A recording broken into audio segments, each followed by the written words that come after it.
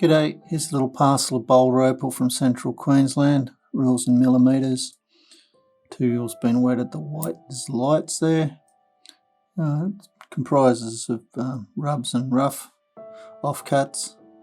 This piece has been a stone, and whoever done it, cut it, got cranky and thrown it away. There's still a nice stone in here where it's broken. There.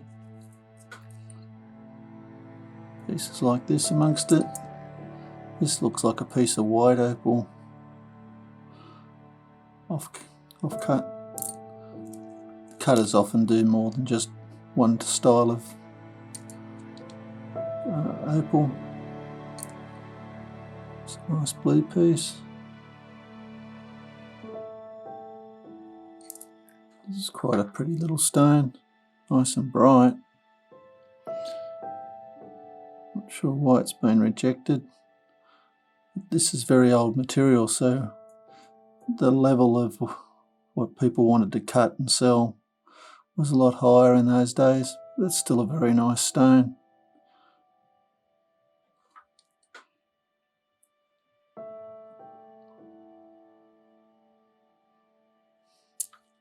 It's basically a bit of potch.